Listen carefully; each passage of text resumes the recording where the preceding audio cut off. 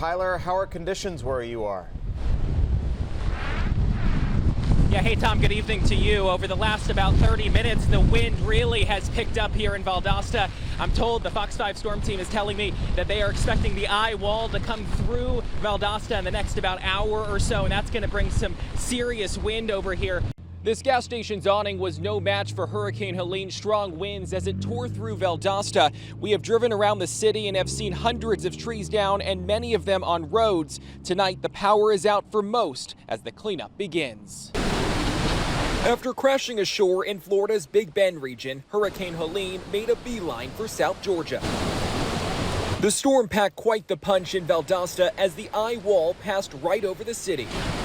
We are in the thick of it. The power just went out here, pitch black in downtown Valdosta. Fox 5 was live on the air around 12:30 Friday morning as the fierce winds ripped apart some buildings in the city. Man, this is probably one of the most scariest storms I ever had a chance to be a part of. The deadly storm made landfall as an extremely dangerous Category 4 hurricane in Florida before moving into Georgia. It's a lot worse than we thought it would be. A lot worse than the one last September, a year ago.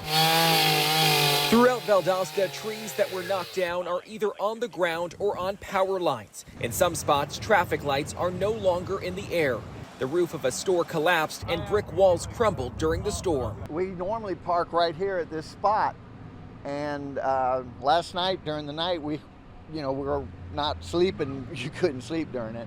And we looked out and I said, wow, that tree fell right where our car would normally be parked. This church here in Valdosta took a direct hit from Hurricane Helene. There is damage inside, but the most stark sight is the damage right out front. It's kind of devastating to us. We never experienced this here in South Georgia. I never seen anything like this. Union Cathedral in Valdosta says in addition to the front of the building, the roof was damaged during the storm, sending water inside. Because this is just material stuff. You can always get this material stuff and put it back together.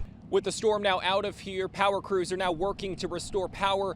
Officials here say people could be in the dark for days. In Valdosta, Tyler Fingert, Fox 5 News. Western North Carolina. When they would say a hurricane was coming, we're like, oh, the creek's gonna get high. Thursday, September 26, 2024. We were here like 7 o'clock the night before. It wasn't bad. I didn't think when I came back the next day, this is what I would see. As Marissa Peck heads to bed in the mountains, 500 miles to the south along the Gulf Coast, millions brace for impact. Just before midnight, the Cat 4 storm slams into Florida's Big Bend and then into South Georgia. The metro is spared, but Appalachia is not, as Helene cuts a path northward between Atlanta and Augusta. I have friends there, and they're trapped. Meanwhile, in Madison County, Georgia, just an hour's drive east of Atlanta, Jennifer Moody doesn't know her own roof is damaged. Her eyes are glued to her Facebook feed. They kind of said anybody that's not search and rescue needs to stay away. And so I was going through local churches and local people that I saw were, collecting things and getting supplies up there. With the determination in her heart and donations in her pickup, Jennifer found her way across the state line into North Carolina by October. That 600-mile round trip, now a weekly routine. We're not a nonprofit. We're just 3 women that got together and said, we want to help. We joined Jennifer and her friend Margaret on her 27th ride into the storm-ravaged region. Our first stop, Haywood County. The last number I heard was 8-year recovery time. Chris Griggs runs Camp Restore Hope in Clyde. Help them with whatever they need. Food, water, and whatever they need. No sign, no store under this tent, just containers and compassion. Needing things as basic as water? Water, food, diapers, wipes, camping supplies, propane, charcoal, something they would need in everyday living. And down the road in Canton, this young man's smile lights up the Beulah Baptist Church Fellowship Hall.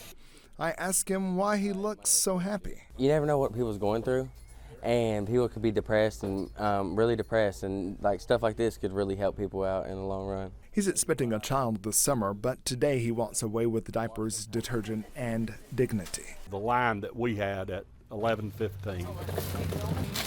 He is just one of 60-some people helped today by Pastor Barry Clark and his small but mighty army. This stuff is soup starters. Jennifer has been a godsend for this church. She's brought up load after load, week after week. She brings us a lot of things that an EBT card won't purchase at the grocery store.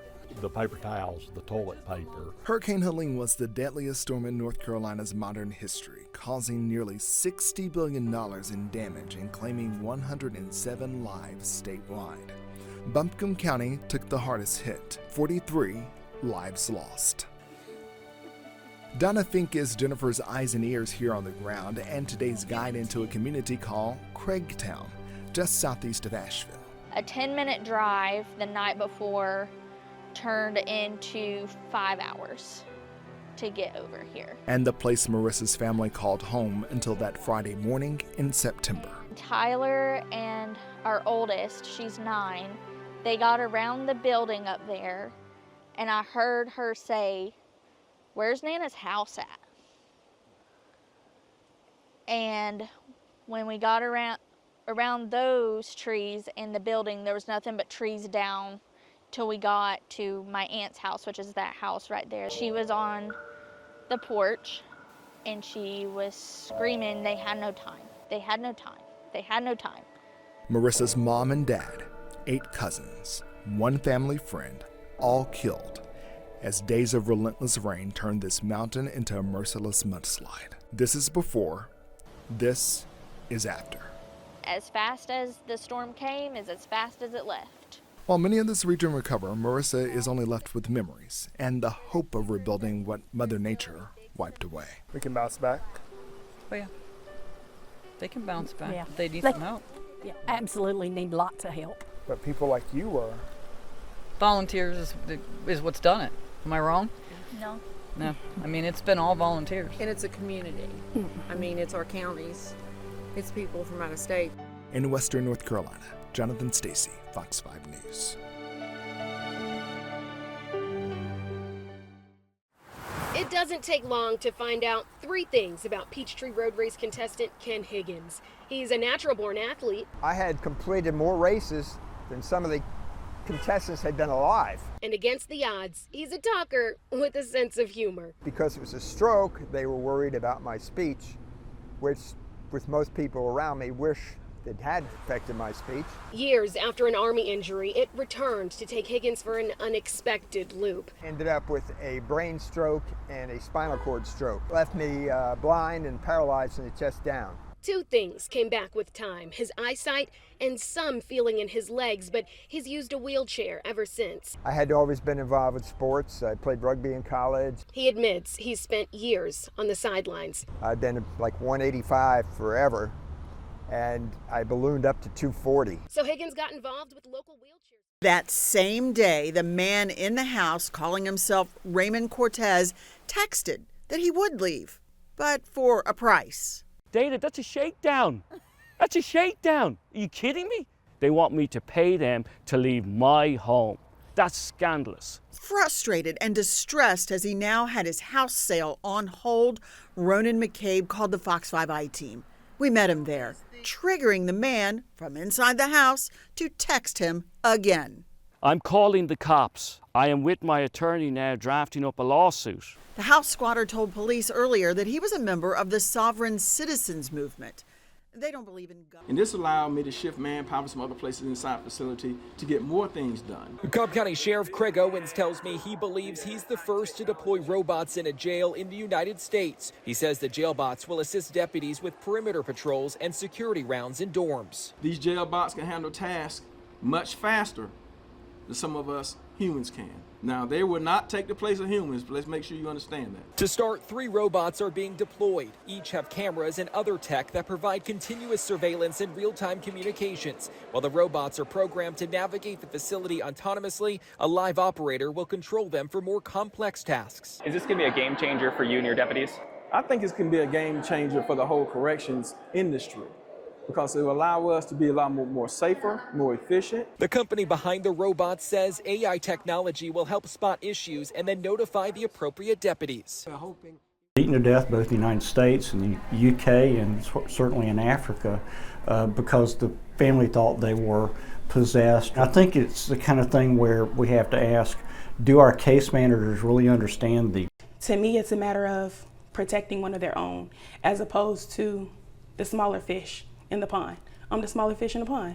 My case manager was the smallest fish in the pond. One particular DA has volunteered to take on the case with no strings attached, and he has failed to appoint this particular. After a day of stillness and quiet reflection at the U.S. Capitol Rotunda yesterday, with thousands of mourners filing past the former president's casket, the pomp and circumstance resumed this morning in Washington. Well, I would say it's the exact opposite. I'm glad I don't have some of that experience because I think that's why we got here in the first place. I mean, we have so many issues that frustrate our people with what's